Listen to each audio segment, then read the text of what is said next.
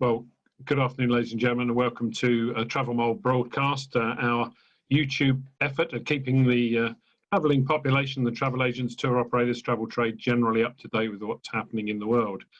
There's not an awful lot happening in the skies at the moment, but nevertheless, I'm delighted to have alongside me today and having a chat with me is Adrian Keating, and he's from Air Transat. Good afternoon, Adrian. Hey, afternoon, Graham. Thanks for having me. No problem. Well, how have you been doing? I'm okay. Personally, I'm okay, adjusting to the new way of working, but professionally, it's tough for us as an organisation, me, myself, my team, who've been impacted by it, and just for us as an industry. So it's a tough time. There's no getting around that at the moment. I think anyone that you speak to, no matter how optimistic we are as individuals and as an industry as a whole, it's where we are right now. It's as tough as it gets. It is. So you're actually working. You know, you're a paid employee. You're not furloughed or anything. What is it you're actually doing? You know, what's a day in the life of Adrian Keating look like at the moment? So it's quite varied. A normal day today would be leading the commercial team in the UK and making sure that we're making as much money as possible. But since March, we pretty much shut operations. We had our third quarter results last week, where we delivered 1% of the revenue that we did in the same period last year. So revenue-wise, not great. So to go back to your question, what I'm trying to do is put plans in place, both from a trade perspective and a direct B2C perspective, to try and make us as strong as possible when we come out of this, and when we can start booking again, the trade can start booking again, and that consumers have some confidence to start traveling again. But of course, in order for that to happen, we need some coherent collaboration between the governments across borders, UK and Canada, to start allowing the freedom of movement again. So day to day, it's working with our key trade partners, our key airport partners, who are having a real tough time with this as well, and just looking at new opportunities for us with technology companies and other ancillary type organisations that we can try and find new revenue streams as we come out of this and move forward. Cool. I hesitate to use this term, but should the Canadian government, in the unlikely event that our government and the Canadian government actually talk to each other and actually come to the conclusion that borders open between the two countries wouldn't be the end of the world, in fact, it would be a good thing. Are you oven ready for this? I mean, is that part of your job, is to make sure that once someone presses the button, then Air Transat are ready to get some pilots, get some air crew, get some aeroplanes and start flying and start selling tickets? Yes. That's a good answer. Yeah, we definitely. First of all, we started operating back to the UK from the 23rd of July. So in terms of having operations up and running, that's already happening.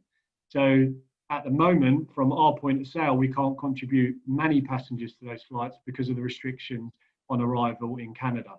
So yes, we're ready to go. We're already flying the aircraft into 3 airports in the UK: Manchester, London Gatwick, and Glasgow. So we are ready to go. We just need the restrictions to be relaxed, and then we can start activating activities and actions with the trade and consumers in the UK. Okay, so you're in touch with the trade. You're ready. I'm going to drop this oven ready thing because it's got bad connotations with other things. You're already flying. So what you basically need is someone to press a button, then you're good to go. Last time we spoke, you were just about to be acquired or possibly acquired by Air Canada. Has the pandemic put that all on hold? Is that gone, or is it still a live subject? It's still a live subject. The pandemic has put it on hold while the two businesses look after the crisis that we've both had to deal with. The European Commission have also been reviewing it in terms of the anti-competitive regulations. So what we expect now is for a definitive decision to be made by the 11th of December. So it's still an ongoing acquisition, if you like, but with the pandemic, there's a lot that has changed since the initial Okay. So what have you been able to do with the trade? Have you just been keeping them up to date with the fact that you're flying? That you know, do you have schedules for sort of, say, you know, September next year yet? That type of thing. If people are thinking, well, it's got to be over by then, so I'm going to book a holiday to Canada, or I'm going to book a trip to Canada. Do you have all that information ready for the trade? Yeah, so one of the most important things at the moment, along with most of the other airlines, is the traveller care program that we've got in place. So to make sure that agents are confident in selling Air Transat, and that they know that we've got in place processes and procedures to make consumers as confident as possible and as safe as possible when they travel with us. So one of our biggest communication tools at the moment is the traveller care program, and it is, as you'd expect, all the way through the travelling process from airport to arrival. So that's a key message that we've got in place. We also have our travel trade incentive program that we can turn on as soon as we're up and running, which will incentivise agents booking on Air Transat. So we recognise that agents have had a tough time over the last few months. We want to try and reward any bookings that we do get once we get up and running again with point of sale bookings UK. So there's a whole raft of stuff that we've got in our armoury to work with the trade on, and we're looking forward to doing that with some gusto. And how does Air Transat stand on refunds and vouchers? Because the airline business, without mentioning specific airlines, they've all, you know, they've perhaps tainted the image of the industry with the speed of their refunds, the way they've gone about it, and almost sleight of hand to get people to take vouchers rather than refunds. Air Transat being Canadian, are you clean as a whistle? No, we've had our challenges in this area as well, Graham. And being completely honest about it, when it first happened, for all of the airlines, not just ourselves, we were trying to survive as a business, and there were a lot of us on the wrong side of the fence. And I think if we were all to talk about it together as we come out of the pandemic, we'd all agree that the legislation wasn't put in place for these type of circumstances.